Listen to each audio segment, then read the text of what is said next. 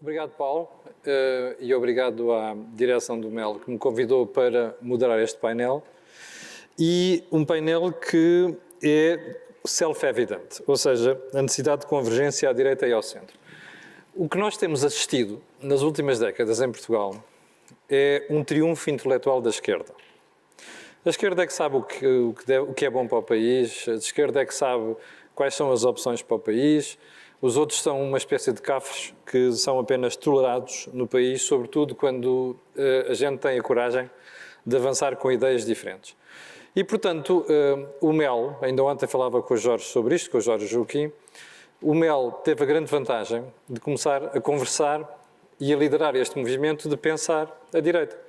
Portanto, depois do que nós vimos nos últimos anos, isto é sempre um processo muito lento, não é? Leva muito tempo.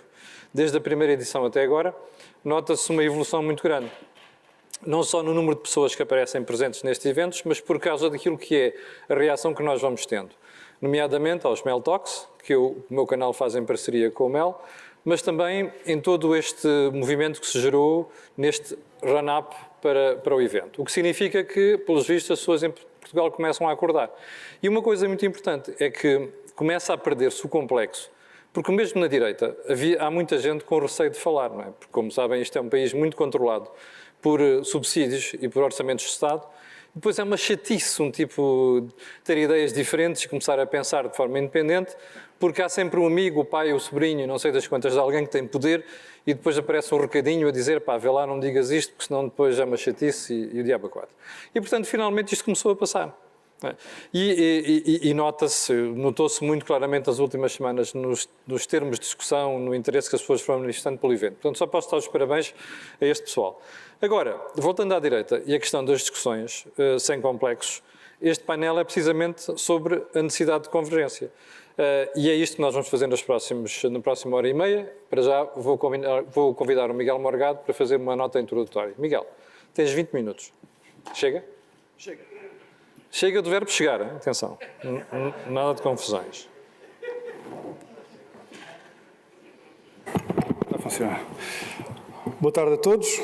Deixem-me cumprimentar os organizadores do Movimento Europa e Liberdade e agradecer o convite por estar aqui, naturalmente, e agradecer também aos meus queridos amigos que vão estar connosco aqui nesta próxima hora e meia para conversarmos civilizadamente sobre um problema que me parece importante. Quem acompanha aquilo que eu tenho dito nos últimos 2 ou 3 anos sabe que eu tenho insistido na necessidade, na indispensabilidade da constituição de uma grande alternativa política capaz de derrotar o socialismo e as esquerdas radicais em eleições democráticas e que se forme essa alternativa de acordo com uma lógica daquilo que eu chamei a Federação das Direitas, não sei se é a expressão mais feliz, mas foi a expressão que para mim fazia sentido. Nessa alternativa, valia a pena, segundo o meu entender, que as identidades ideológicas de cada um dos portugueses, que não se identificassem com o socialismo nem com a esquerda radical, passassem para segundo plano, para que pudéssemos convergir, lá está, e nos mobilizarmos para uma alternativa de governação de Portugal em torno de 2 grandes eixos, o reformismo e o europeísmo. Era por isso uma alternativa simultaneamente programática e normativa, quer dizer que tem de incluir necessariamente um programa de políticas públicas com uma determinada orientação, mas que também é uma alternativa de valores políticos. Os valores políticos de um Estado de Direito democrático, assente numa economia social de mercado, na linha da tradição europeia. Eu não vou repetir as razões que tenho andado a repetir, enfim, a enunciar nestes últimos 3, 4 anos, que a meu ver justificam não só a bondade deste projeto, mas também a sua indispensabilidade. Eu queria apenas escolher esta oportunidade para referir 2 aspectos a que eu talvez não tenha dado o destaque que eles merecem. Em primeiro lugar, este projeto pressupõe que, uma vez colocado, uma vez apresentado, uma vez corporizado, coloca a cada um dos portugueses uma responsabilidade, a responsabilidade de escolher uma escolha que pode ser, evidentemente, somos portugueses livres, uma escolha de adesão, de adoção, de adesão a este projeto em torno destes valores, em torno deste programa de políticas públicas, ou então uma escolha de rejeição. Agora, vale a pena sublinhar que cada um de nós deve saber responder pela escolha que fará, ou de adesão, de aproximação a este conteúdo programático e normativo, ou também saber responder porque é que se vai afastar deles, porque é que conscientemente rejeita este conteúdo político desta alternativa de governação. Acho que este ponto é muito importante, tendo em conta o estado da discussão sobre este tema que existe em Portugal neste preciso momento. O segundo aspecto não é bem uma chamada de atenção, é propor um ângulo de análise desta proposta, a que, uma vez mais, eu não tenho dado devido destaque e queria aproveitar para destacar, e que, de certa maneira, se tornou mais evidente nos últimos tempos, quer dizer, à medida que o domínio do Partido Socialista sobre a sociedade portuguesa também se aprofundou. Deixa-me explicar num instante que ângulo de análise é esse.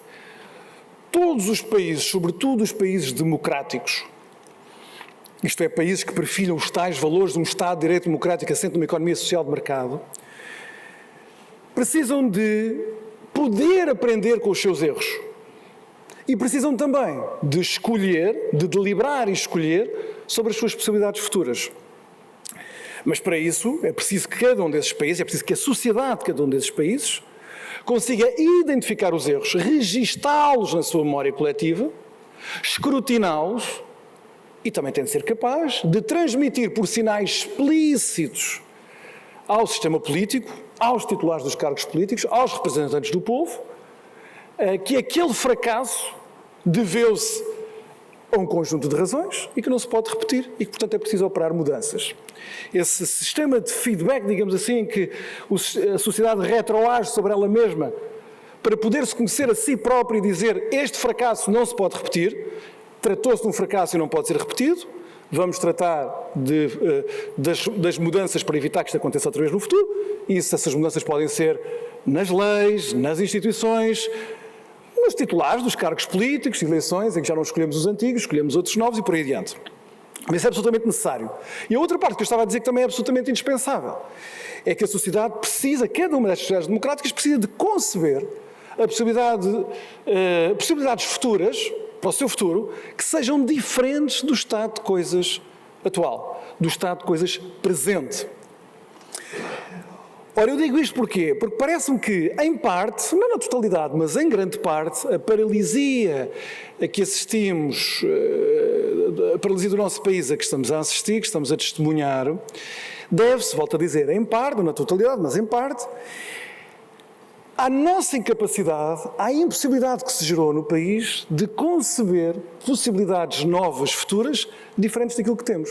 E, ao mesmo tempo, na tremenda dificuldade de registar na nossa memória, no nosso sistema social, fracassos, erros políticos que merecem correção. Sobretudo quando esses fracassos e esses erros têm lugar sob a égide de governações socialistas. Nós temos de pensar sobre isto. Deixem-me dar um exemplo para ilustrar este problema que me parece particularmente relevante e é um exemplo que eu tenho de dar agora porque corro o risco de, mais tarde, ele já nem sequer fazer sentido. E digo agora porquê. Nós estamos, neste momento, a economia mundial está a atravessar já, aqui no final de maio de 2021, um período de grande recuperação. E, portanto, nós temos este duplo efeito económico, o efeito do ressalto, não é? Acabar os confinamentos, portanto, o efeito do interruptor desligado e que agora está ligado, coisas que, atividades económicas que não podiam ter lugar e agora já têm, portanto, há esse efeito de ressalto, e há um efeito de euforia de despesa privada e pública que vai expandir para números anormais o produto, o consumo, o investimento e, previsivelmente, nos próximos 3, 4 semestres será assim pelo mundo inteiro, será assim certamente na América do Norte, na União Europeia, no Sudeste Asiático. Esta é a altura para dar aquele exemplo que eu queria dar, que é um exemplo de balanço, um balanço de algo que aconteceu, precisamente porque vêm aí tempos que convidam a quem tem inclinações propagandísticas de reescrita do passado, de fazer apagar o que se passou no último ano e que não deve ser apagado da nossa memória coletiva, e que é o impacto em Portugal da epidemia. Portanto, fazer um balanço rápido, muito rápido, que se resume numa palavra: um desastre. Foi um desastre absoluto. Um desastre que agora se quer apagar, como temos visto, que se quer converter esse desastre já em sucesso. Não é? Já começou dirigentes socialistas a descrever o que se passou no último ano como um sucesso. E foi um desastre e nós precisamos de registar isto como desastre para não nos enganarmos a nós próprios. Em termos económicos foi um desastre porquê? No primeiro trimestre de 2021, Portugal registrou a pior contração da economia de todos os países da União Europeia. No ano começado em abril de 2020 e terminado em abril de 2021, nós temos, juntamente com a Espanha, a pior contração da economia de toda a União Europeia, o que quer dizer que foi nós e os espanhóis quem mais sofreu com a crise económica. E provavelmente teremos uma das mais lentas recuperações. Em termos orçamentais, isto vale a pena sublinhar, sobretudo quando a retórica do Governo e do Primeiro-Ministro continua a ser a conversa estafada da austeridade e da recusa da austeridade, Portugal foi provavelmente o Estado europeu mais tímido no auxílio orçamental às vítimas da crise económica num contexto de taxas de juros negativas. Certamente com os países com que nos podemos comparar, isto é, que sofreram mais e que estão aqui nas nossas circunstâncias, Grécia, Espanha, Itália, ficou o nosso esforço orçamental no auxílio às vítimas da crise económica esteve muito, muito longe do esforço que esses 3 países, por exemplo, fizeram. Em termos epidemiológicos, eu, por pudor, não vos vou recordar o que foi o janeiro de 2021, em termos de sofrimento humano, de mortes, em termos da população portuguesa e por aí adiante. Mas vou recordar aquilo que não pode ser esquecido. Temos dados já que me permitem dizer que, em termos dos cuidados de saúde, quer dizer, segundo o critério dos cuidados de saúde não prestados durante este período, Portugal foi o país europeu a seguir à Hungria, onde o colapso do Serviço Nacional de Saúde foi mais grave. E este não pode ser esquecido, e o pudor não pode ser invocado, porque os portugueses vão pagar, já estão a pagar, e vão pagar durante muito tempo, este colapso do Serviço Nacional de Saúde, que não tem comparação com o que aconteceu noutros sítios que, aparentemente, foram mais objeto noticioso do que aconteceu em Portugal. Nós precisámos da imprensa estrangeira para saber o que estava a acontecer nos nossos cemitérios e as nossas morgues. Isso tem que nos fazer levar a pensar o que é que somos como sociedade civil. Ora bem, nós precisamos então de ter os mecanismos, a energia cívica para registar estes fracassos, porque senão nós não aprenderemos com eles. E é por termos perdido a capacidade de o fazer que assistimos a esta estranha combinação. Enquanto o país fica mais fraco, o Partido Socialista fica mais forte. Eu também tenho de reconhecer, num gesto de humildade, enfim, para não parecer que sou excessivamente crítico dos outros, que estes últimos tempos que nós temos vivido entre as direitas não têm sido particularmente famosos para a ideia que eu e outros temos proposto da tal Federação das Direitas. Eu diria, em minha defesa, que me parece, posso estar enganado, que toda a gente sabe que este projeto é indispensável, mais cedo ou mais tarde, com estes protagonistas ou com outros, mas que ele é indispensável. No entanto, há um conjunto de incentivos que faz com que publicamente, quando os interlocutores das direitas têm de falar sobre isto, esta consciência da indispensabilidade, da absoluta necessidade da construção de uma alternativa dessas, desvanece, desaparece. Uns fazem-no por arcaísmos ideológicos, tudo lhes parece muito chocante, muito ofensivo. Outros receiam os efeitos políticos da constituição de uma alternativa política destas, no que diz respeito ao comportamento futuro do Partido Socialista, quer dizer, há uns que dizem que isto entrega o eleitorado do centro ao Partido Socialista e, portanto, coloca-nos numa posição radicalmente minoritária durante gerações e gerações, mas, ao mesmo tempo, também ouço o argumento que a constituição de uma Federação das Direitas teria o efeito contrário, que é empurrar o Partido Socialista para os braços da extrema-esquerda e que isso era igualmente danoso. Enfim, as duas teses são contraditórias, alguma delas terá de ser escolhida. E ainda, claro, isso acontece, não dou a dizer isto em registro de censura, as coisas são o que são. É difícil afirmar publicamente este projeto, porque o compromisso com uma federação deste tipo, enfim, faz perder relevância aos projetos políticos e partidários de cada um. Portanto, não é um sistema de incentivos para sediar ao máximo uma tomada pública de compromisso. E, no entanto, parece-me, volto a repetir, posso estar enganado, mas que todos sabem que este projeto é indispensável. Deixa-me então, para não parecer que estou a falar de uma maneira demasiado vaga, deixar algumas linhas, algumas prioridades, não sei se prioridade será uma palavra excessivamente ousada, mas as linhas de atuação do que poderia ser uma governação alternativa em torno dos tais dois eixos do reformismo e do europeísmo. Em primeiro lugar, a elevação ou o reforço dos rendimentos dos trabalhadores com baixos salários por via fiscal, através da operação, por exemplo, de um imposto negativo sobre o rendimento. Parece-me que é um imperativo não só económico e social, porque os nossos salários baixos são mesmo muito baixos, mas é um imperativo moral. Quer dizer, recompensar as pessoas que trabalham, fazer com que o trabalho recompense. Isso parece-me uma orientação fundamental. Em segundo lugar, proceder à redução dos impostos sobre o rendimento. Em terceiro lugar, operar uma reforma de descentralização na produção e no acesso, nas duas frentes, do sistema público de educação. Operar uma reforma de descentralização maior na produção, que em parte já existe, mas também no acesso do sistema de saúde, quer dizer, proporcionar o acesso universal a todo o sistema de saúde, não só apenas ao Serviço Nacional de Saúde. Operar ou iniciar uma tarefa que vai demorar anos e anos depois das razias a que temos assistido, de reabilitação institucional do país.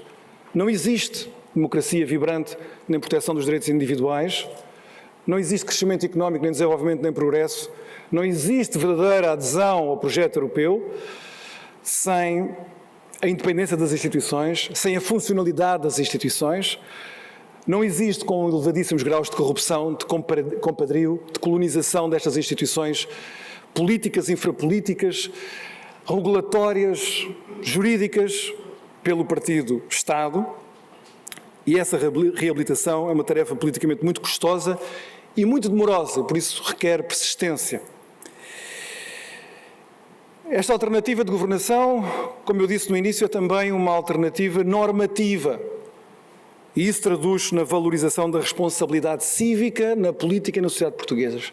Um valor que se tem perdido consistentemente nos últimos anos, com prejuízo de todos os portugueses, sobretudo dos mais pobres, dos mais vulneráveis, dos mais fracos, os que não têm acesso aos meios de comunicação social, os que não têm acesso ao sistema financeiro, os que não têm acesso ao partido-Estado. E, finalmente, queria terminar com isto. Este projeto de governação teria de estar comprometido desde o início até ao fim, até se esgotar, ter-se tornado património, por assim dizer, da vida democrática do país, na proteção da autonomia e da liberdade da sociedade civil. Quando eu falo da colonização do Estado pelo partido hegemónico, falo também da colonização da sociedade pelo partido hegemónico.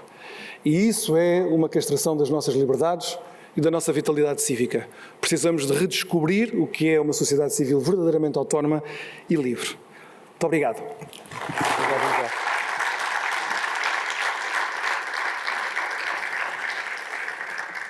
Antes de mais, parabéns. Conseguiste fazer em menos de 20 minutos. Assinalável. Muito bem. Miguel, vamos seguir isto por ordem. Podes falar mesmo daí. Inicial. Paulo. Então, Fazemos? Bora, força. são 5 minutos. Estou só a cumprir regras. Também muito rápido, 5 minutos. Bem, antes de mais cumprimentar-vos a todos, agradecer esta oportunidade de estar aqui, cumprimentar os meus colegas de painel e, na pessoa do Paulo Carmona e do Jorge Marrão, agradecer profundamente a capacidade de mobilização, de convocatória que vocês têm demonstrado nestas iniciativas, o que é sinalizador também da vontade de debater, da vontade de partilhar ideias boas para este país e por isso muito obrigado pelo trabalho que têm feito. Depois pediram-nos para falar nesta tarde sobre convergência à direita. E há 4 perguntas que se me colocam logo quando falo de convergência à direita, e já responderei também ao Miguel Morgado, ao meu querido amigo Miguel Morgado, que tem algumas divergências com ele, como é sabido, mas nesta não é das divergências mais graves, mas ainda assim há 4 perguntas que se me colocam. Primeiro, se ela é de facto necessária, e perdoar-me-ão toda esta convenção à volta desta convergência à direita, mas eu questiono se ela é necessária. Depois, se é possível ou desejável, e por último, em torno de quê? E é muito importante este debate em torno de quê, e o Miguel já abordou na sua intervenção inicial alguns dos pontos que, do meu ponto de vista, são absolutamente centrais para uma convergência à direita. Deixem-me também começar por vos dar a minha visão sobre aquilo que poderão chamar de elefante na sala. Na última semana, muita tinta correu sobre o assunto Chega. Eu entendo que aquilo que devemos entender todos, que o Chega é um partido de protesto, tem um líder carismático, não o podemos negar, mas do meu ponto de vista não tem apresentado muitas ideias para o país, para ser brando na adjetivação. De causa fraturante em causa fraturante, vão construindo uma narrativa que no final não conta uma história de um país, um sonho de país. E a verdade é que, se sairmos das polémicas e do discurso de choque, temos verdadeiramente poucas ideias. Há uma pergunta que me fica sempre, é que já repararam que quando temos que debater o Orçamento Geral do Estado, praticamente o André Ventura e o Chega desaparecem completamente do espaço mediático. Isto é também paradigmático daquilo que digo. A força do Chega, como partido de protesto, como partido de revolta, é capaz de congregar à sua volta os desiludidos, os descontentes. E aqui é importante, todos nesta sala, temos a capacidade de perceber que estes desiludidos e estes descontentes são os desiludidos e os descontentes do projeto de país que nós fomos capazes de entregar nos últimos 40 anos. E é por isso mesmo que a força do Chega vem da ausência de alternativas que todos nós, no centro-direita, somos incapazes, temos sido incapazes de apresentar, de resposta a esses desiludidos e a esses descontentes dos últimos 40 anos. Por isso eu não defendo, nem tão pouco me preocupo com cordões sanitários, com linhas vermelhas, com saber se estarei ou não estarei na mesma sala que o André Ventura ou com alguém do Chega.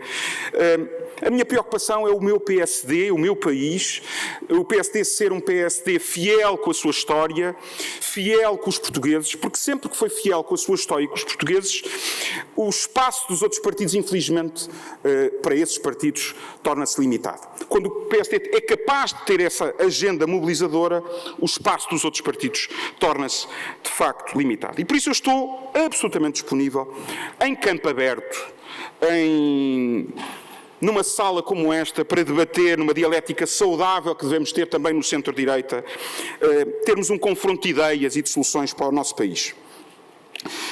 Depois passamos ao atual estado da direita, porque para partirmos para uma análise da convergência temos que analisar o atual estado da direita. E aqui também uma nota prévia, se quiserem histórica, e aqui começa a divergência com o Miguel, porque de facto hoje estamos a falar de convergência simplesmente porque Pedro Passos Coelho deixou de ser líder do PSD. Porque, perdoar-me-ão, mas se hoje estamos a falar deste conjunto alargado de movimentos, de partidos que nasceram no centro-direita, eles nascem precisamente quando o PSD foi incapaz de dar soluções aos liberais, foi incapaz de dar soluções aos mais conservadores, foi incapaz de dar soluções até aos social-democratas mais empedernidos. E precisamente por isso, e existindo esta causa e efeito no centro-direita, com a orfandade deixada por Pedro Passos Coelho e o surgimento desta série de partidos. Vejam comigo de uma forma muito simples. O Chega, o André Ventura, militante do PSD, o Nuno Afonso, que hoje partilha aqui o palco connosco, ex-militante do PSD, mas podemos ir à Iniciativa Liberal, onde, por exemplo, o Miguel Ferreira da Silva, primeiro presidente da Iniciativa Liberal, ex-militante do PSD, o Rodrigo Saraiva, ex-militante do PSD, o Paulo Carmona, ex-militante do PSD, por que não dizê-lo, mas também o Bruno Soares, o candidato da Iniciativa Liberal a Lisboa. E precisamente todos eles têm algo em comum, um traço comum, eram todos militantes do PSD. Ou seja, há 3 anos atrás, esta convenção, este debate em particular da convergência das direitas, teria sido absolutamente desnecessário, porque o PSD, como partido grande do centro-direita e alternativa de facto ao Partido Socialista, apresentava soluções, aquelas soluções que o Miguel falou na sua intervenção inicial e que de facto eram soluções com as quais os portugueses se reviam. E isso, eu quero dizer que for o PSD capaz de continuar a congregar os ditos liberais, os conservadores, os sociais-democratas tradicionais e hoje a discussão à volta da convergência das direitas era manifestamente diferente. Muito rapidamente, mais 3 minutos. Primeira causa mais profunda que importa falar aqui. A falta de liderança nos partidos tradicionais do centro-direita. Eu não tenho dúvidas que o Rui Rio seria muito melhor Primeiro-Ministro do que António Costa. A verdade é que não tem adesão popular. Não é entendido como uma verdadeira alternativa. E em democracia, sem ganhar eleições, infelizmente, não se consegue mudar o rumo do país. Mas este é um problema que a democracia interna dos partidos terá que resolver e eu acredito que resolverá em breve. A outra razão que merece mais análise, com mais profundidade, são as mensagens e os projetos que estes partidos de centro-direita têm vindo a apresentar. Eu considero que a direita se tem abstido absolutamente de marcar a agenda, vai a reboque sempre das propostas do Governo e dos partidos da extrema-esquerda. Extrema-esquerda é o nome que eu atribuo à esquerda que hoje dá suporte a este Governo e, de facto, o PSD e os partidos do centro-direita têm-se abstido de apresentar alternativas. Temos de ter respostas para o nosso eleitorado, não há dúvida. Temos de falar para a classe média, que está absolutamente a desaparecer. Temos de falar para os nossos empresários. Temos de ter um discurso que vá ao encontro dos meios urbanos. A centro-direita está a perder sucessivamente os centros urbanos. Quem está a fazer esse combate é talvez a Iniciativa Liberal. Anunciar que se vai para o centro, como o Rui Rio fez há 3 anos atrás, que se vai governar mais à esquerda, mais ao centro, não atrai nem a esquerda nem o centro, como se vê pelo próprio exemplo do PSD, que entendeu nos últimos anos enverdar por uma corrida estéril e artificial rumo ao centro, tornando o discurso do PSD quase um clone do Partido Socialista. São, antes, pelo contrário, políticas concretas que atraem o eleitorado. Nós temos que reaprender, e aqui lembro mais uma vez a história, Cavaco Silva, que foi capaz, por exemplo, de abrir a banca, a comunicação social, o ensino superior à iniciativa privada, mas concomitantemente teve uma agenda reformista do lado social, que o 14º mês ofereceu mais apoios sociais, ultrapassando dessa feita pela esquerda o PC e o Partido Socialista. Se a esquerda hoje discute o salário mínimo, os 700 euros, eu quero ver a minha direita, o meu centro-direita, a discutir o salário médio nacional, os 1.500 euros. Temos de voltar a falar para esta classe média e também para as novas gerações. Para concluir, dizer-vos que, e meço bem as palavras do que vou dizer, o nosso futuro depende mais dos privados do que do público. De facto, temos tido quase uma alergia crónica à iniciativa privada. Eu entendo que o centro-direita tem que voltar a colocar esse tema na agenda. O serviço, por exemplo, no caso das PPPs, é um exemplo cabal que nós no centro-direita não fomos capazes de cavalgar a onda das PPPs, acabaram por completo, era um serviço melhor, mais barato e por questões puramente ideológicas o Partido Socialista pôs fim a essa parceria. Eu digo sempre, melhor gestão permitirá maior e mais justa redistribuição. Infelizmente, não é isso que vemos atualmente no nosso país. Temos um governo do Partido Socialista sem estratégia, a governar ao sabor dos estudos de opinião e das birras do Bloco de Esquerda e do PC. Foi assim na privatização da TAP, a asneira está à vista, uma dimensão galáctica, é assim nas PPPs da saúde, é assim nos transportes. Hoje a Carris opera ao dobro do preço dos privados e por isso mesmo, só como exemplo, posso deixar esta incapacidade crónica, neste momento, do Partido Social Democrata, o meu partido, de apresentar soluções alternativas para estas áreas da governação, claramente. 2 notas finais, agora sim. Uma para a importância da educação. Temos urgentemente de recuperar o caminho do rigor e da qualidade. Mais uma vez, sem interessar se é público, se é privado, mas sim à qualidade e à eficiência da prestação de serviço. E aqui temos de ir ainda mais longe, porque não caminhar num regime fundacional que já deu resultados de sucesso no ensino superior, temos que caminhar para dar mais autonomia às escolas. A competição entre escolas vai ser benéfica e gerar melhor qualidade. E a última nota para a urgência de mudar. Esse é um desafio que deixo. A classe média em Portugal está paulatinamente a empobrecer. Hoje o Rui Ramos dizia isso de manhã, dizendo que os partidos de esquerda alimentam-se do empobrecimento da sociedade e do engordar do Estado. E por isso eu digo-vos que, estando a classe média a desaparecer, como vos disse, nós corremos o risco de, rapidamente, o centro-direita perder o nosso eleitorado natural e, com isto, ficarmos a falar unicamente para uma plateia privilegiada do país, o que, infelizmente, tem sido o destino deste centro-direita nos últimos 3 anos. Muito obrigado.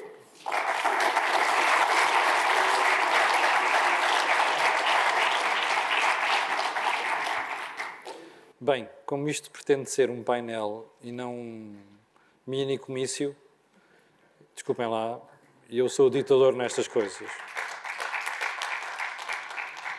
Vamos alterar o modelo, se faz favor, acaba-se esta coisa de 5 minutos iniciais, senão a gente não sai disto. Portanto, vamos começar a conversar aqui diretamente no painel e agradeço quem está aqui presente que respeite os tempos, senão a gente vai ter um problema no final disto tudo. Joaquim, vamos assim, nós temos tido uma grande preocupação nos últimos tempos, sobretudo no Think Tank e no Mel Talks, em conversar sobre como é que se faz este rassemblement, como é que se faz esta conversa de um dos lados do espectro político, neste caso da direita, para tentar encontrar uma alternativa para o país. Qual é o seu take nesta matéria?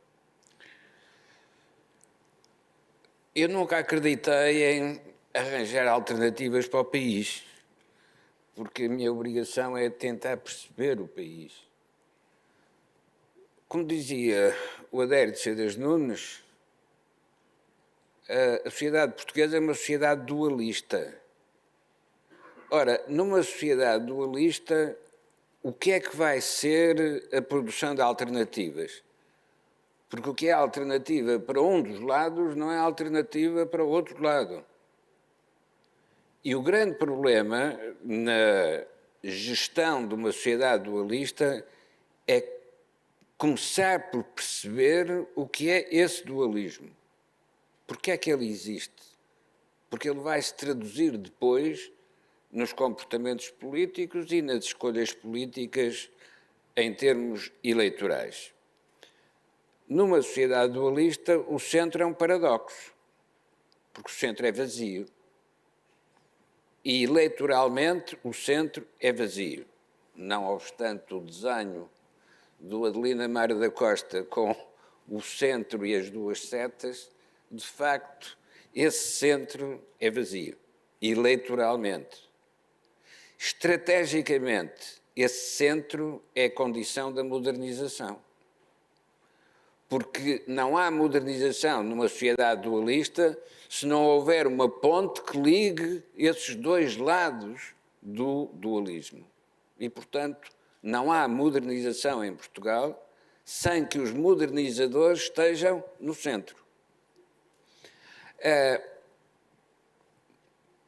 Portugal não é simples e o sistema partidário português reproduziu essa complexidade da sociedade. Porque se há uns que querem atingir a maioria absoluta, há outros partidos que vivem exclusivamente de não haver maioria absoluta e de poderem entrar no autocarro daquele que não teve maioria absoluta, mas que vai precisar deles para poder seguir viagem e ter maioria absoluta. É por isso que há partidos que só existem porque há lei d'Hondt nas eleições. Porque não há uma lei eleitoral que favoreça a formação de maiorias. Então há partidos que vivem exclusivamente disso. Os inovadores do ponto de vista político em Portugal foram polarizadores. Ou seja, a única maneira de chegar à maioria absoluta é polarizar de tal modo a sociedade que o dualismo não se separe ao meio, mas se torne assimétrico. quando o Sá Carneiro teve a primeira maioria absoluta, essa primeira maioria absoluta nasceu de uma reunião no Palácio de Belém com o Presidente da República sobre o que se faria se houvesse eleições antecipadas. E o doutor Adelino Amar da Costa disse ao Presidente da República que hoje à tarde vou falar com o doutor Sá Carneiro para propor a formação da Aliança Democrática. Ainda não tinha nome, mas o que veio a ser a Aliança Democrática. Se ele não aceitar, vou fazer a mesma proposta ao grupo de deputados do PSD, os inadiáveis. O doutor Sá Carneiro aceitou a proposta do Adelino Amar da Costa, fizeram a Aliança Democrática, tiveram a maioria absoluta, quando todos os analistas garantiam que era impossível ter essa maioria absoluta. Portanto, o que é que o Sá Carneiro fez? Ele que estava no centro, isto é, à esquerda do CDS, o que é que o Sá Carneiro fez com o apoio do Adelino Amar da Costa? Polarizou o eleitorado de tal maneira que teve uma maioria absoluta. O centro é vazio, mas se deslocarmos a separação da dualidade mais para a direita ou mais para a esquerda, assim podemos ter maiorias absolutas. Foi isso que assegurou a maioria absoluta ao professor Cavaco Silva, depois do PRD ter tido 18% e ter desaparecido nas eleições seguintes. É isto que explica, é esta mudança do eleitorado que explica a maioria absoluta sozinho do PSD com Cavaco Silva. Joaquim, Isto é, o centro foi deslocado Joaquim, como com a é que se repete isso ajuda, agora? neste caso, instrumental, do PRD nas eleições anteriores. O que é que eu quero dizer com isto, portanto? Não vale a pena fundar um partido em cima do centro, porque lá não há eleitores. Mas não se pode conduzir a política em Portugal sem ter a perspectiva do que é a posição central, que é aquela que junta os dois lados da dualidade, que é onde está o bloco de convergência estratégica. Os modernizadores estão todos lá. Isto significa que há uma entidade ou uma instituição na política portuguesa que é absolutamente essencial para fazer esta interpretação do dualismo da sociedade e do eleitorado e a necessidade de criar plataformas que permitam convergências de partidos. Essa entidade institucional, cujos poderes descritos na Constituição estão estritamente associados a esta função, é quem tem de assegurar o regular funcionamento das instituições democráticas e que é eleito por sufrágio direto e universal, e foi assim escrito na Constituição, depois do Pacto MFA-Partidos, expressamente para evitar que o Presidente da República fosse eleito pelo Parlamento e fosse a tradução dos equilíbrios parlamentares. Portanto, quer na sua origem, quer na sua legitimidade eleitoral, quer nas suas funções, o Presidente da República é aquele que tem de saber que a sociedade é dualista, que no centro não há eleitores e que é preciso criar plataformas interpartidárias, alianças, para que o eleitorado possa escolher essas propostas partidárias.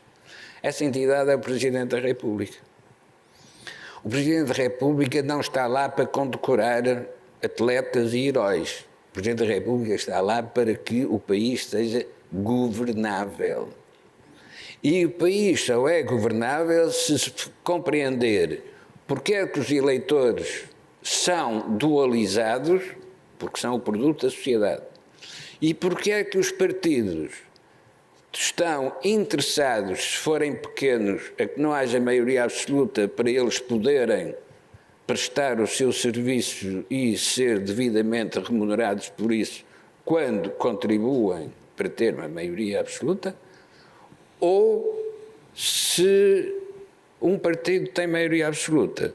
A responsabilidade do Presidente da República é preparar-se para o fracasso dessa maioria absoluta, porque em política não há vencedores eternos. Mesmo quando se compram os árbitros, há sempre quem perca os jogos e que tenha a ser substituído. E essa é a virtude da democracia. A virtude da democracia não é escolher heróis, nem escolher competentes. A virtude da democracia é afastar os que falham sem ter de recorrer à violência. Ó Joaquim, Mas a primeira regra para que isso aconteça é que quem faz política ou quem comenta... Ó Joaquim, deixa-me fazer-lhe uma pergunta. Porquê é que hoje, o Joaquim dizia há bocadinho que os partidos, há certos partidos que vivem do método D'Hondt, ou seja, da lei eleitoral. Porquê é que nós temos os dois principais partidos da democracia portuguesa hoje a disputarem o centro, então? Ó Camilo, a história das relações entre os partidos não é apenas história de relações entre os dirigentes partidários, é também a história das relações entre os que comentam a política e sublinham certas fórmulas ou desvalorizam outras fórmulas. Nada na história eleitoral portuguesa é realmente surpreendente, porque o que aqui acontece na história eleitoral é exatamente o que se deve esperar que aconteça com este formato do sistema partidário. Os pequenos partidos sempre se especializaram em capturar os grandes para serem transportados sem precisar de gastar energia. O PC e o Bloco de Esquerda mostram claramente o que estão a dizer. O Louçã, há uns dias, dizia que a existência do Bloco de Esquerda garante que não há maioria absoluta de nenhum partido. Traduzindo, isto significa que o Bloco de Esquerda tem sempre função, que é oferecer a maioria absoluta a quem não a tem. Portanto, nunca esconderam o que era o seu objetivo. Quando o Partido Comunista, em 2015, declara ao António Costa que o PS só não será governo se não quiser, estava a dizer exatamente isto. Eu tenho aqui um serviço a prestar, você aceita o meu serviço e vai para o poder. É o que se chama um pacto faustiano. É um pacto feito com o diabo, mas não há outra possibilidade para se chegar ao poder. Deixa-me ir ali à Cecília. Nada disto é surpreendente. Cecília, porquê é que o teu partido está a disputar o centro também, quando devia estar a disputar a direita, digo eu? Olá, antes de mais queria começar por cumprimentá-los a todos e começava, já vou à tua pergunta, porque eu acho que ela parte de uma premissa que não é verdadeira, mas eu antes acho que valia a pena, gostava de começar com uma provocação, porque eu defendi e defendo uma convergência à direita, mas eu acho que a pergunta deste painel, que é a necessidade de convergência à direita e ao centro, o país em primeiro lugar, está posta ao contrário. Porque a primeira pergunta a ser feita não é se a direita deve ou não convergir. A primeira pergunta a ser feita é para que é que o país precisa que a direita convirja? E enquanto nós não conseguirmos pôr esta questão no seu devido lugar, eu acho que esta convergência está condenada, assim como uma proposta alternativa. E, portanto, eu acho que, em primeiro lugar, para ser direta, a direita tem que parar de se discutir a si própria, e eu não o farei nesse debate, e as suas diferenças, e tem que começar a discutir aquilo que quer para o país. E tem que ser clara, direta e imediata sobre aquilo que quer para o país. E eu sugiro um exercício. Se nós sairmos daqui e formos à rua e pedirmos a qualquer pessoa que nos diga em 2 ou 3 palavras o que é que a direita quer para o país, podemos chegar à conclusão de que há várias direitas e vários centros, o que é verdade, mas eu acho que vamos chegar à conclusão que não resulta claro. Eu acho que resulta claro aquilo de que discordamos, não resulta claro aquilo que queremos. E, portanto, a primeira coisa que as forças à direita têm que fazer, acho eu, é... mais do que perguntarem, e eu percebo a pergunta de mas afinal, para que eleitores é que nós estamos a falar? Para quem é que nós estamos a falar? A pergunta vai antes disso. A principal pergunta é o que é que nós estamos a dizer. Porque isso é que é fundamental. Nós não nos podemos deixar reduzir a uma coisa de nós, depois de sabermos para quem falamos, sabemos o que devemos dizer. Porque o pressuposto disso é dizermos aquilo que as pessoas querem ouvir. A política não é isso. Isso é outra coisa que é diferente de política. A política é nós termos uma ideia de país e sabemos convencer os outros de que ela é melhor. Isto é que é política. E enquanto nós não formos muito claros acerca disto, eu acho que a direita está condenada a discutir-se a si própria, ao invés de discutir um projeto de poder. Isto em primeiro lugar. Pois em segundo, eu deixava aqui duas coisas fundamentais em que eu acho que nós podemos afirmar um projeto alternativo. A primeira, numa palavra, é oportunidades. Eu acho que todos, de formas diferentes, é certo, mas todos aqui concordarão que a confiança de que as pessoas querem e podem aproveitar oportunidades, a confiança de que o mérito deve ser premiado, de que subir na vida é uma aspiração legítima, essas ideias versus uma sociedade em que o Estado tudo presta e que, portanto, tudo igualiza, essas ideias eu acho que de formas diferentes, mas encontram correspondência na direita. Mas é isso que a gente está a discutir aqui. É exatamente isso que a gente está a discutir. Mas então, eu acho que era importante que nós começássemos a discutir como é que lá chegamos.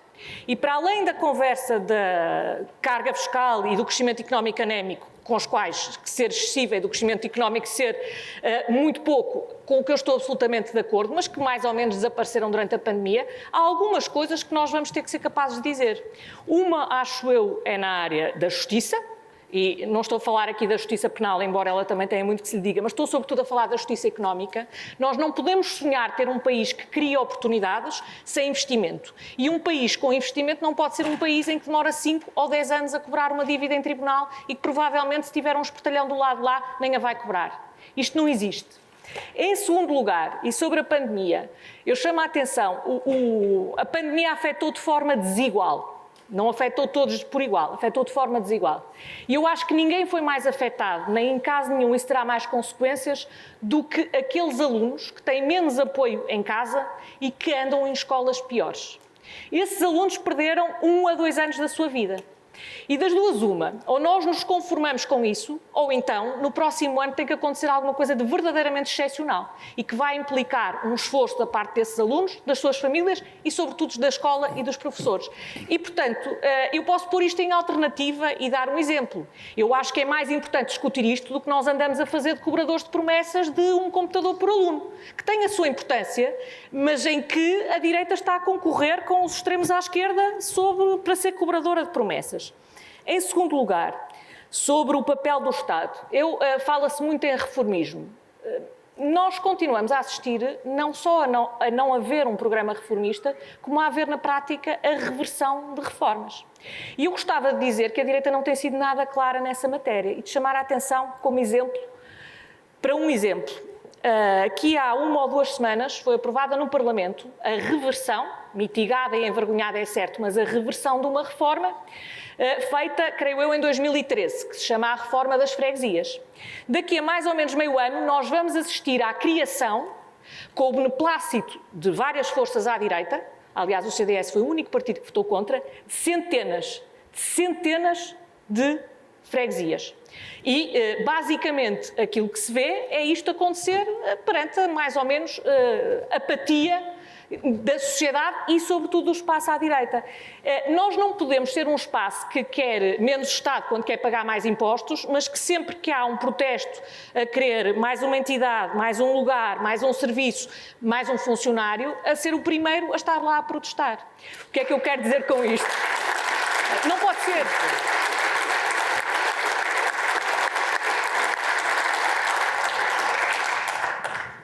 O que é que eu quero dizer com isto? E para terminar, é que a direita não pode ser, se a direita escolher ser um espaço que quer menos carga fiscal, menos impostos, mas ao mesmo tempo quer cada vez mais despesa pública, cada vez mais funcionários públicos, quer cada vez mais Estado e cada vez mais funcionários e ao mesmo tempo quer diminuir o déficit e diminuir a dívida, a direita está acantonada num espaço que é de protesto e que é completamente incoerente.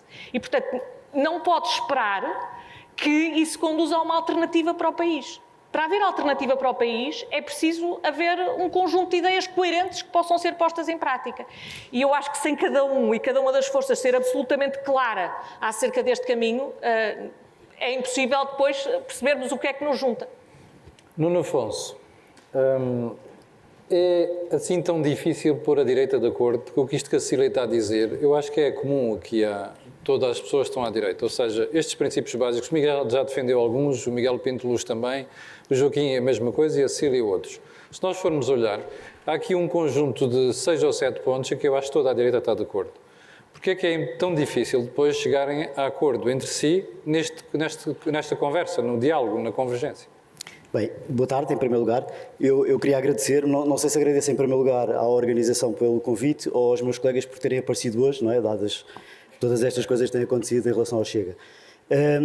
Eu acho que há muitas coisas, há muitos pontos que são de facto que são convergentes e isso é inevitável. E esta convergência vai ter que haver mais cedo ou mais tarde, embora, ouvindo os discursos de alguns líderes dos outros partidos, dá a ideia que não querem essa convergência. Eu ouço o Presidente da IEL a dizer que não faz governos com o Chega, ouço o Presidente do PSD a dizer que não faz governos com o Chega. Eu acho que isto, de certa forma, é estar a alimentar o sapo que mais tarde vão ter que engolir.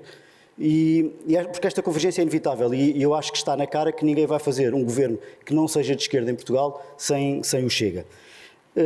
Há muitas outras coisas, lá está, como eu disse, há muitas coisas em que há convergências, mas há outras em que não há. E uma delas é a questão da vergonha em assumir essa ligação ao Chega e assumir, não houve, porque nós estarmos aqui. Mas é a vergonha em assumir a ligação ao Chega ou a vergonha em assumir que as pessoas são de direita? Também. Aliás, o líder do PSD disse que o PSD é claramente um partido de centro-esquerda. O CDS é um partido colado ao centro. A Iniciativa Liberal não é de direita nem esquerda, como nas palavras do próprio Presidente. Portanto, eu acho que há vergonha mesmo em assumir que se é de direita. E, aliás, o Camilo há pouco, provavelmente não notou naquilo que disse, mas quando o Miguel foi fazer o discurso, perguntou-lhe se chegava. E teve logo que fazer a referência, isto é o Chega ao verbo Chega. Não, mas isso foi para meter consigo, mas não foi mais nada. Isso, e eu não levo a mal, sinceramente, mas isso é uma das coisas que Miguel, deixa-me só dizer-lhe uma coisa, eu sou das pessoas que está aqui no palco e com o Joaquim que não temos funções partidárias. Eu não tenho preocupação nenhuma com estas coisas, sabe? As minhas costas são tão largas, olha aqui, tão largas que, olha, e depois a minha pele é casca de carvalho, melão de casca de carvalho. Eu sou insultado todos os dias, eu não tenho problemas com isto. Estava só a fazer um bocado de humor consigo, mais nada. Pronto, mas a questão é essa, porque ainda há esse medo e ainda existe, lá está, como eu disse, os líderes dos partidos a não quererem assumir que são de direita, e isso é fundamental. No fundo, estes discursos que têm ocorrido agora, até agora, e o CDS passou por isto, eu não sou desse tempo, mas em 76 o CDS era visto como um partido fascista, eram ofendidos, tinham que sair dos comícios à força. Portanto, o que nós estamos a passar agora já se passou há 40 anos atrás. E a verdade é que, repare, Deixe-me colocar-lhe uma questão que eu acho que ficou aqui bem clara há bocadinho. O Miguel Pinto Luz há bocado dizia na intervenção dele que se fosse há 3 anos nós não estaríamos aqui a discutir porque algumas das pessoas estão no Chega e noutros partidos estavam no PSD. Acha que o aparecimento da Iniciativa Liberal e do Chega acontecem porque o PSD descurou a ala direita? não só descurou a ala direita, como inclusivamente abandonou as pessoas, abandonou a classe média. A ideia que eu tenho é essa. Agora, por falar em Miguel Pinto Luz, queria dizer uma coisa ao Miguel. O Miguel há bocado falou sobre o Orçamento de Estado e o Chega desaparece no Orçamento de Estado. Eu queria só dizer ao Miguel, porque eu sou chefe do Gabinete Parlamentar, o Chega apresentou muitas propostas no Orçamento de Estado, inclusivamente no último, que é o que eu sei de cor, só apresentámos menos 3 que o PSD. O PSD tem 200 e tal assessores, nós só temos 5. Portanto, o trabalho que nós fazemos deve ser respeitado.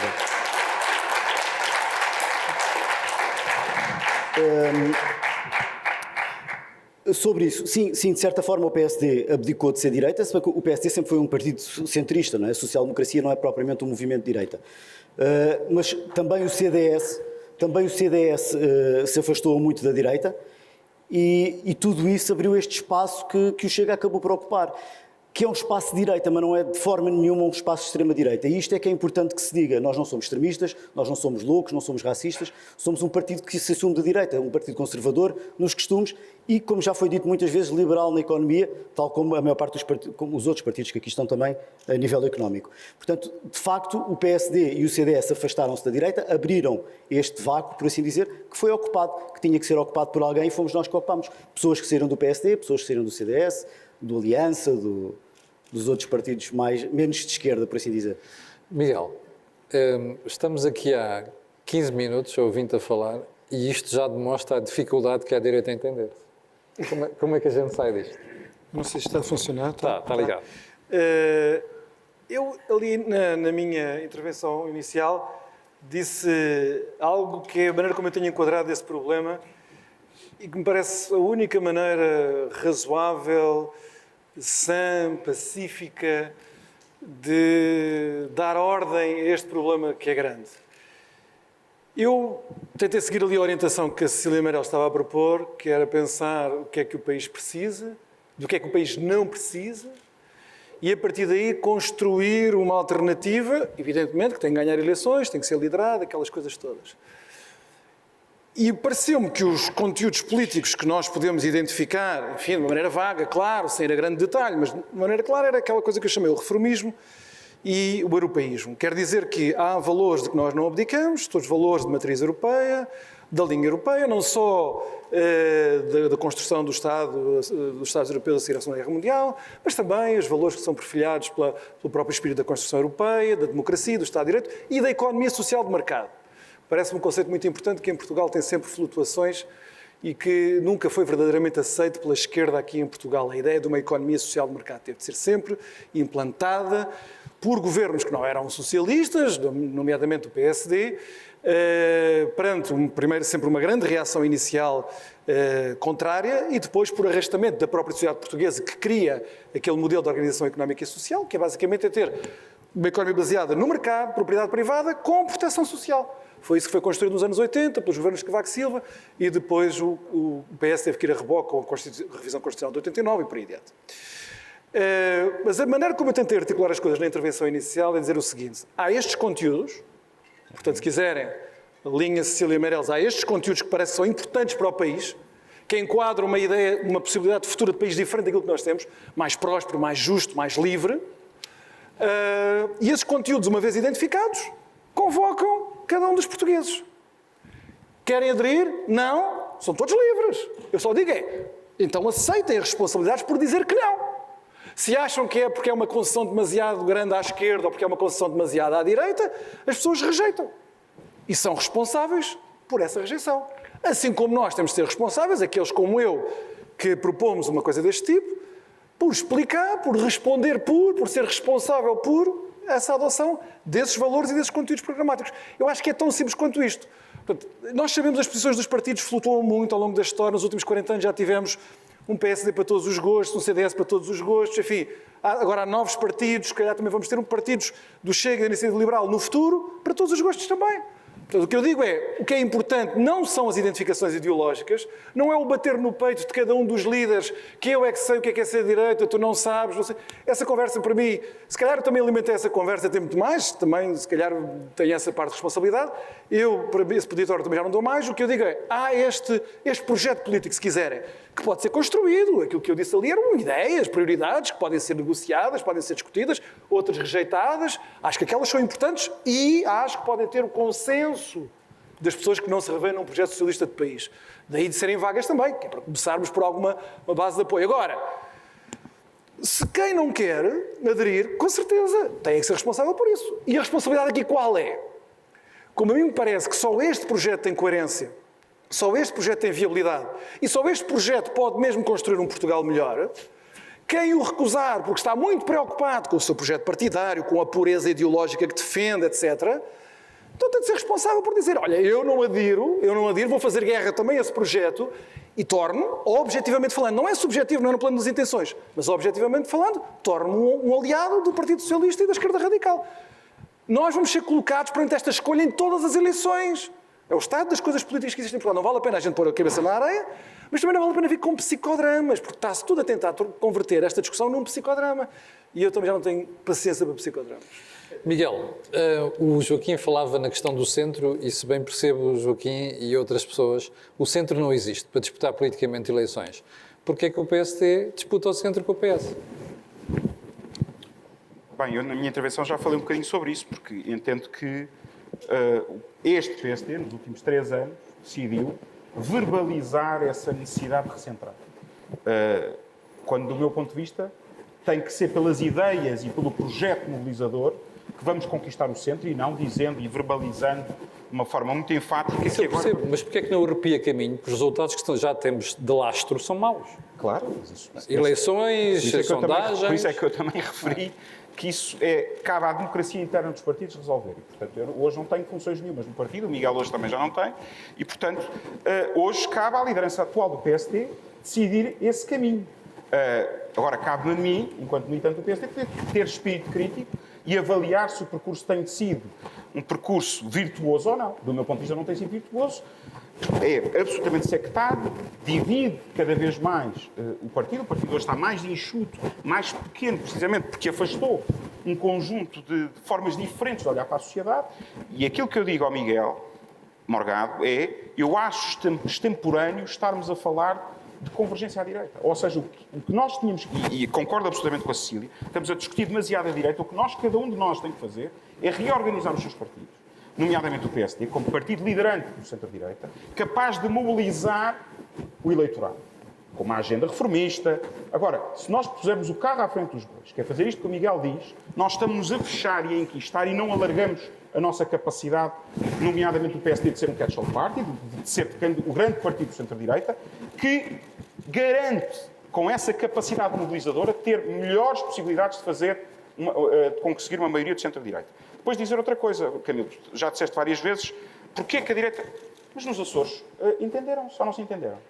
E não houve entendimento nenhum pré-eleitoral e nem houve nenhuma necessidade de fazer um grande debate da convergência das direitas pré-eleitoral. Antes, pelo contrário, o PSD apresentou um projeto eleitoral açoriano, foi a votos, todos os partidos foram a votos, e depois o Chega foi chamado a terreiro dizer assim, viabiliza um governo de centro-direita, não pertencendo desse governo de centro-direita, ou não houver viabilizar a continuidade do empobrecimento do povo dos Açores por mais 4 anos.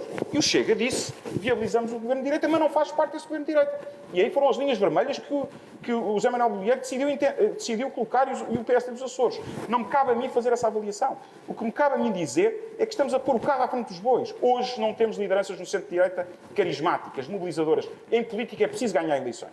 É preciso programa. É preciso ideias reformistas, mas é preciso também lideranças capazes. E por isso é que eu disse que só estamos a debater isto porque estamos a viver um antes de saída de Pedro Passos Coelho e um pós saída de Pedro Passos Coelho. Com Pedro Passos Coelho estavam todos integrados, mas posso falar de Pedro Passos Coelho como posso falar de outros líderes, com José Manuel Durão Barroso, com Pedro Santana, outros líderes que o PSD teve, que eram absolutamente congregadores dos liberais, dos conservadores, dos social-democratas tradicionais, todos eles se sentiam integrados naquele partido. O PSD sempre foi isso, essa riqueza, essa multiplicidade de formas de olhar para a sociedade, que hoje não se vê, está absolutamente inquistado, são segregados todos aqueles que pensam de forma diferente, aponta-se o dedo, e depois invoca-se sempre Sá Carneiro. Invoca-se Sá Carneiro dizendo que Sá Carneiro fundou um partido de esquerda. Há fundadores, inclusive, que dizem eu fundei um partido de centro-esquerda. E, portanto, eu não sou fundador, naturalmente, tenho 28 anos de militância e, portanto, não é com esse partido que eu me identifico. Os partidos, como o Miguel disse bem, vão se adaptando e têm vários ciclos diferentes. O PSD que eu vivi nos últimos anos não é esse PSD do centro-esquerda, é um PSD congregador, capaz de juntar os setores mais dinâmicos da sociedade portuguesa. E hoje não há nada disso. A Iniciativa Liberal é talvez o partido capaz de ir buscar os setores mais dinâmicos para encabeçar as suas listas. O PSD não, é incapaz, absolutamente, não consegue ir buscar um cabeça de lista para um distrito, ir buscar um cabeça de lista para uma Câmara Municipal. Não tem essa capacidade hoje convocatória na sociedade portuguesa, com credibilidade, para poder fazer a mudança que seria necessária. Joaquim, vamos tentar fazer disto um divã agora, para fazer um bocado de psiquiatria, eu pensava que nós na direita já tínhamos um conjunto de princípios em que estávamos absolutamente de acordo. Já ouvi a Cília dizer que não, já ouvi o Miguel Pinto Luz dizer que não. Joaquim, isto é um problema de princípios, de estarmos de acordo, ou é um problema de fazer? Sempre que há um sintoma, o doente é incomodado pelo sintoma.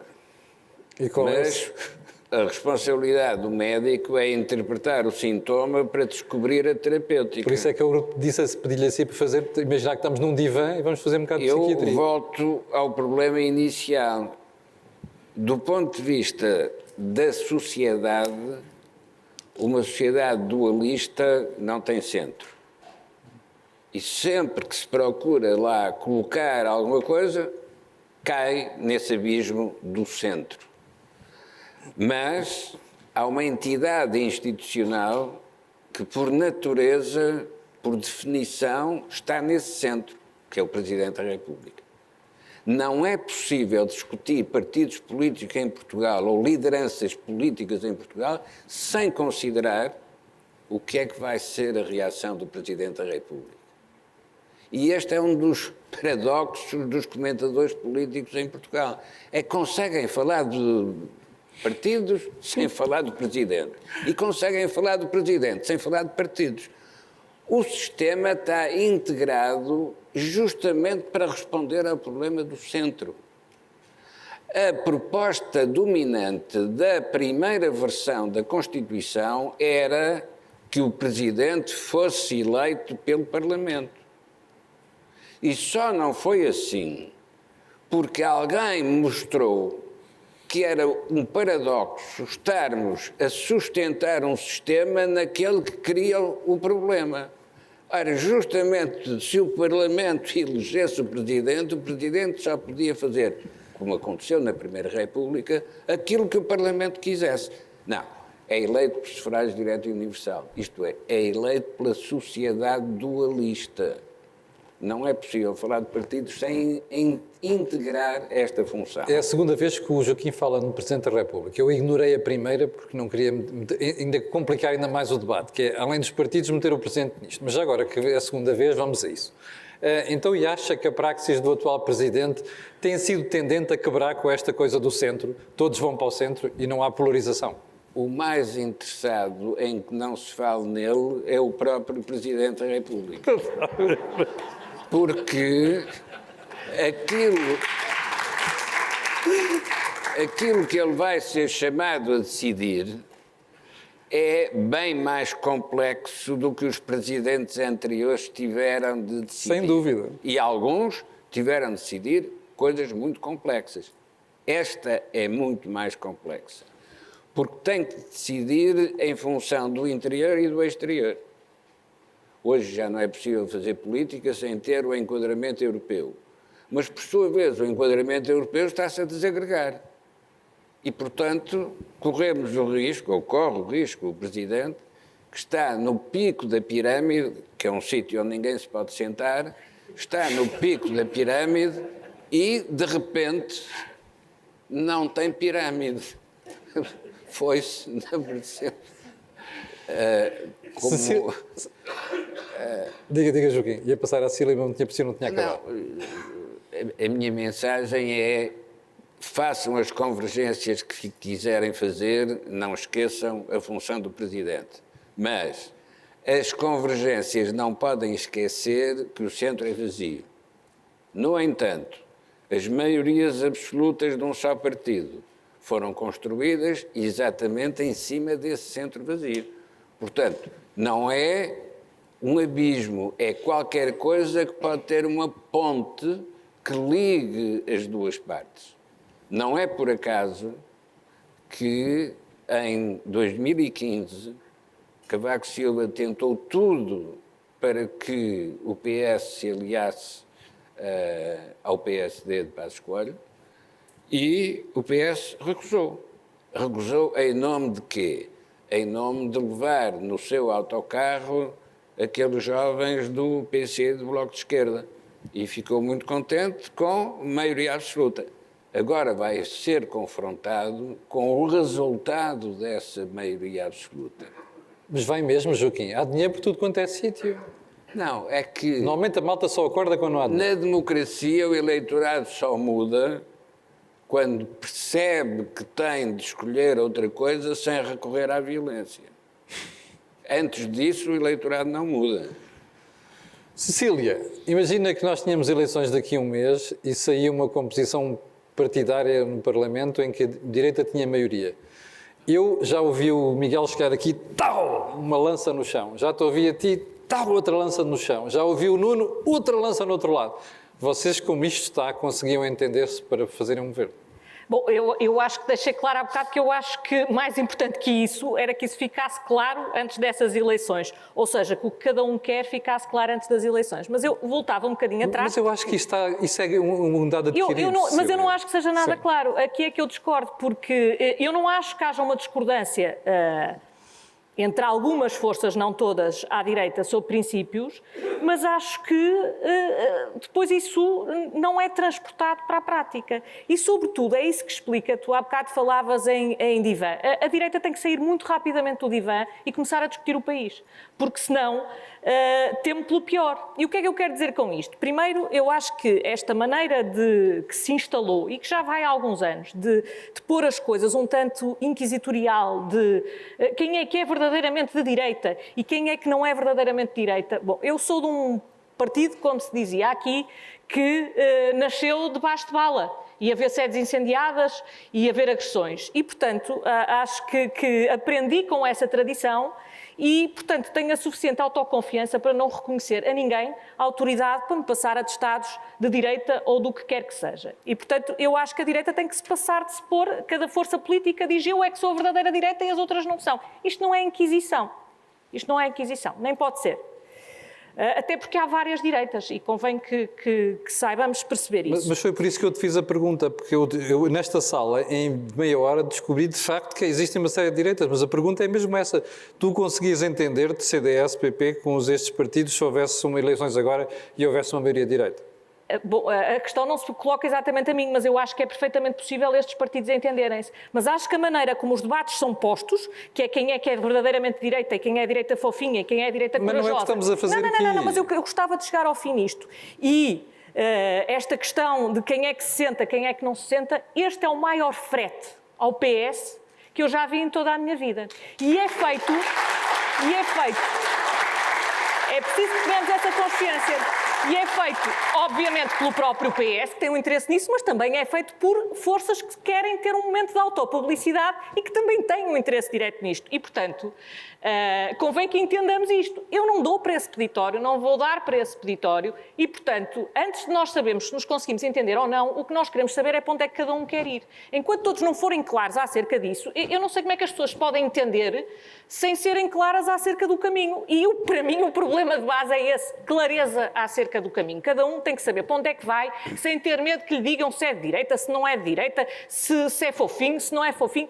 Isso são coisas que, quando a direita, a única coisa que tem para dizer de concreto é quem é verdadeiro e quem não é verdadeiro, e são afirmações morais ou de indignação, nada disso tem consequência. E eu não conheço nada que seja mais inconsequente para o país do que meras afirmações de indignação ou de protesto. É isto que eu acho que está a faltar, um caminho. E deixei aqui alguns exemplos do que eu acho que pode ser um caminho. E note-se, eu sei que todos os partidos e todas as forças à direita têm as diferentes visões sobre várias coisas que eu aqui falei.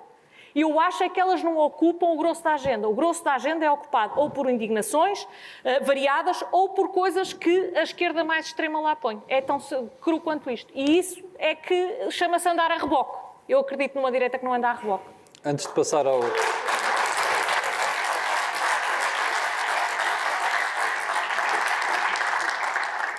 Antes de passar ao Nuno Afonso, eu devo dizer que vou sair daqui deprimido, porque eu pensava que, de facto, havia um conjunto de princípios que definiam aquilo que era o ideário de direita e dos liberais. E que era apenas uma questão de conversa entre as pessoas para se entenderem. Mas estou a ficar ainda mais preocupado, porque já percebi que não existem esses princípios. Nuno Afonso, então não temos common ground para estar a discutir. Não, ao ouvir o Miguel, o Pinto Luz, ao ouvir a Cecília, descubro que não temos common ground. Eu acho que, em primeiro lugar, o ponto em comum tem que ser o nosso país. E acho que o nós queremos o melhor para Portugal tem que ser o ponto em comum. Mas isso é muito vago, ou não? É Temos muito de ser vago, concretos. Sim. Não é? Mais concreto. Eu acho que fazer frete ao PS é fazer uma cerca sanitária ou tentar excluir ou minorizar um partido que nas sondagens tem quase 8 ou 9%. E isso é que é fazer um frete ao PS. Ao PS e à esquerda toda. Porque o Primeiro-Ministro deu uma entrevista há pouco tempo em que lançou uma armadilha ao Presidente do PSD. E o Presidente do PSD tem caído nessa armadilha. Quando ele diz que o perigo é a infiltração do Chega no PS. Ele está-lhe a criar estas armadilhas e o que é certo é que o PSD está a cair nessa armadilha. E isso é que é o frete que está a ser feito ao PS e o PS agradece imenso. E o nosso Primeiro-Ministro, sendo uma pessoa inteligente como é, lança essas armadilhas e os outros caem. Portanto, o frete está aí. Quanto à convergência, eu acho que na política há uma coisa que é fundamental, que é a coragem. E é preciso ter coragem para abordar certos assuntos que tocam no eleitorado de direita e com os quais o eleitorado de direita se identifica e que os outros partidos não têm tido coragem para tocar. E a questão é essa, porque é preciso alguém tocar na questão da imigração, é preciso alguém tocar na questão da lei da nacionalidade, é preciso alguém tocar na questão da subsidiodependência de facto, e não há ninguém que tenha a coragem de o fazer. E mais, o único partido que tem coragem... O único partido que tem a coragem para o fazer é o partido que é ostracizado pelos outros de direita. E daí, se calhar, não haver o common ground. Porque enquanto os partidos continuarem a fazer o frete ao PS, o Chega vai continuar isolado, vai continuar com as suas lutas, e independentemente da maneira como as coisas são ditas, ser a mais correta ou não ser, portanto, eu sou do mesmo partido, mas dentro do partido há pessoas com maneiras diferentes de ver os mesmos tópicos, mas uma coisa é importante, é preciso ter a coragem para falar destes temas, porque estes temas são fraturantes para a sociedade portuguesa e são estes temas que têm feito o partido Chega a crescer e, se calhar, o espaço de direita que está a aumentar para o nosso lado tem a ver com o facto de nós sermos o único partido em que as pessoas olham e dizem não, este tipo tem coragem para falar disto. Miguel, isto está difícil. Está difícil chegarmos a entendimentos nesta área. Eu comecei por dizer há pouco, quando falei ali na intervenção inicial, que não estava a ser famoso, não é? Os tempos estavam árduos para isso. Eu acho que, enfim, há sempre estas grandes dificuldades em todas as democracias, quando o espaço político está em crise, como é que ele se reergue. Acho que o Miguel também tem razão quando diz que, no fundo, isto depois também se resume se há lideranças que são capazes de entusiasmar os portugueses. Evidentemente, isso é um fator que nós não podemos excluir aqui. Agora, é que não me parece que seja, primeiro, a minha vocação neste momento andar a discutir as lideranças, nem do meu partido e muito menos dos outros, onde eu não quero interferir, nem presumir das minhas palavras que eu estou a tentar interferir na vida interna dos partidos. Já tive a minha dose de discussões no meu partido a esse respeito. E fiquei numa posição minoritária, portanto também tenho que saber respeitar isso, não é? Parece-me que não é assim tão difícil nós acertarmos num programa reformista e no apuramento da consciência de que as coisas correram ao país mal nos últimos 20 ou 25 anos, não por acaso, não por razões acidentais, mas porque foram feitas determinadas escolhas políticas que atrofiaram as nossas capacidades coletivas, na economia, na sociedade, nas instituições. Portanto, há pouco falava-se nas reversões das reformas. É preciso reverter o espírito das reversões das reformas, é preciso dar a possibilidade de Portugal pensar em possibilidades diferentes. Acho que esse é um grande problema que ocorre hoje, quando as pessoas perguntam, então, mas como é que o país a atravessar uma situação tão difícil e o Partido Socialista com sondagens tão elevadas? E a resposta que normalmente me dão, quando eu faço essa pergunta, para saber a opinião das pessoas, a resposta que normalmente as pessoas dizem, é porque as pessoas também acham que não há grandes alternativas e tal. Esse era o meu ponto, não é? Nós não é só uma questão de não termos alternativa à liderança, no governo, no António Costa, e as pessoas não considerar incredível os outros protagonistas políticos. Não é só isso. A grande dificuldade no país é o país acreditar que não tem de estar condenado, por exemplo, a ser, daqui por 10, 15 anos, o país mais pobre da União Europeia. Até por uma razão muito simples, e eu acho que isso é uma aprendizagem que nós todos temos de fazer. Eu sou suficientemente velho, ou não suficientemente velho, depende agora da perspectiva, para me recordar que os nossos anos 80, certamente a segunda metade dos anos 80, não foi assim. Portugal não era assim, a sociedade civil portuguesa não era assim. Nós não estávamos totalmente deprimidos por um fatalismo que dizia-nos países secularmente mais pobres do que nós, a sair de 50, 60 anos de opressão comunista totalitária, iriam ter salários mais elevados, mais qualificações, se calhar mais liberdades do que nós aqui. Isso para nós era impensável. Eu lembro-me de ir de férias com os meus amigos na altura de Setúbal aos países de leste, tinham acabado o muro de Berlim, as coisas eram baratíssimas lá, nós íamos de férias, pegávamos num carro e íamos para lá. E alguns deles eram, enfim, amigos meus, com trabalhadores do setor privado, salários muito baixos, etc. E eles ficavam impressionados com o baixo nível de vida dos trabalhadores que nós conhecemos na Roménia, na Croácia, na Hungria, na República Checa. Hoje há uma espécie de resignação coletiva do país. Sim, isto desde que não haja um colapso das finanças públicas como houve em 2011. Isto pode estar tudo a querer aos pecados, mas nós estamos satisfeitos.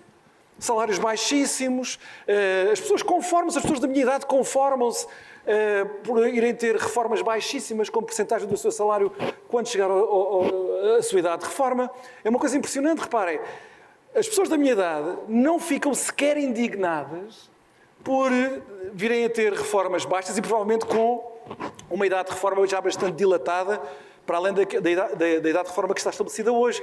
As pessoas até têm consciência disso. Ninguém ignora isso. Há pessoas que até me dizem, pessoas que não têm uma vida tão desocupada como a minha, porque não têm a obrigação de estar informados, que é uma obrigação que eu tenho, de me dizerem, pois, eu até sei que não vou ter reforma. E eu disse, não vais ter reforma. Vais ter uma reforma, mas enfim, não vai ser tão elevada em porcentagem do teu salário como foi no passado, mas vais ter. E são eles que me dizem, não vou, porque eu já percebi que não vou.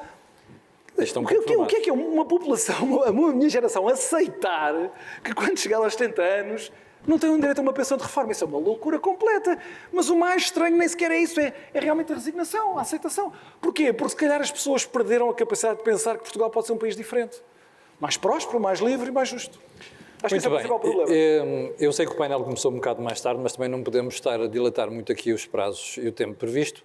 E, portanto, neste painel vai ficar por aqui. Mas eu não queria terminar esta conversa sem fazer um teste. Privatizações é uma coisa em que a direita está de acordo? Privatizações em que a direita está de acordo? Pronto. Não ouvi. Não, privatizações em geral, eu acho que está de acordo. Reguladores independentes e fortes é uma coisa em que a direita está de acordo? Pronto. PPPs na saúde, a direita está de acordo? Déficit orçamental baixo, a direita está de acordo? Controle de dívida, a direita está de acordo? Então, what the...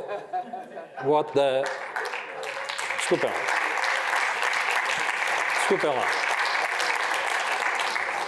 Eu não papo esta conversa de não estamos de acordo quanto a uma série de princípios, não é nada disto. Nós estamos de acordo quanto a uma série de princípios. O problema disto é que nós temos um problema grave em Portugal, é excesso de capelinhas. E isto resolve tudo. Muito obrigado.